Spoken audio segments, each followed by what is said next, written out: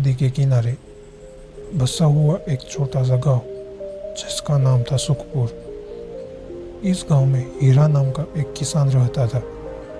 हीरा अपनी पत्नी राधा और 2 बच्चे गौरी और रामू के साथ हंसी खुशी जीवन व्यतीत करता था। हीरा मेहनती और ईमानदार व्यक्ति था जो अपने परिवार की हर खुशी का ख्याल रखता था।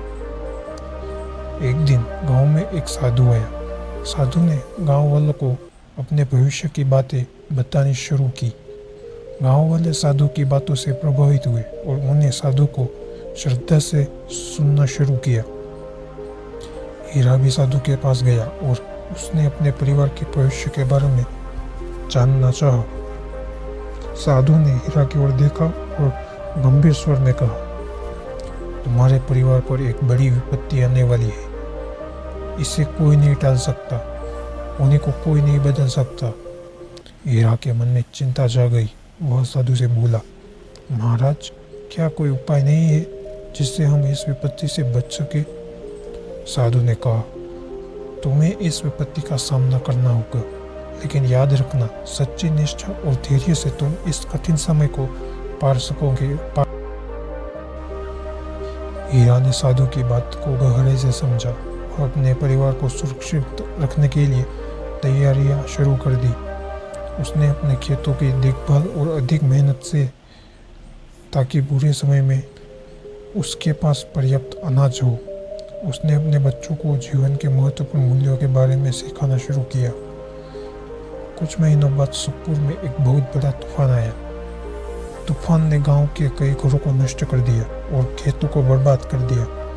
हीरा का घर भी इस तूफान की चपेट में आ गया। उसके खेत बर्बाद हो गए और उसकी मेहनत पर पानी फिर गया। हीरा और उसके परिवार ने इस विपत्ति का सामना साहस और धैर्य से किया।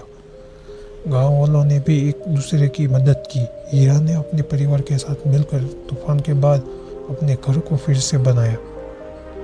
गांव वाले एकजुट होकर इस विपत्ति से उबरने का प्रयास करने लगे।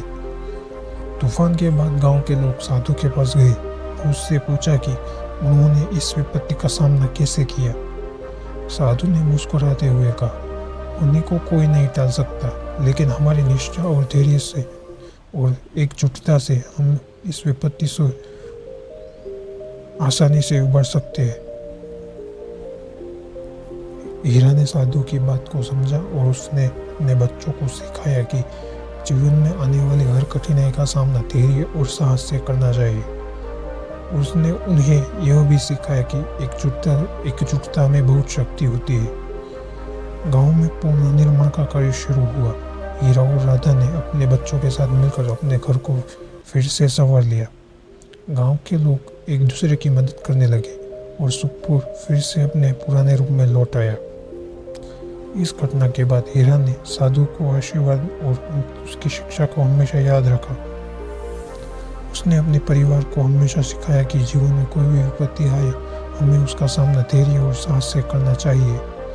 इस प्रकार सुखपुर गांव ने विपत्ति का सामना कर लिया और हीरा का परिवार फिर से खुशहाल हो गया। इस घटना ने सभी को सिखाया कि होने को कोई नहीं टाल सकता, लेकिन हमारी निष्ठा और धैर्य और एकजुटता हमें हर कठिनाई से पार करा सकती है।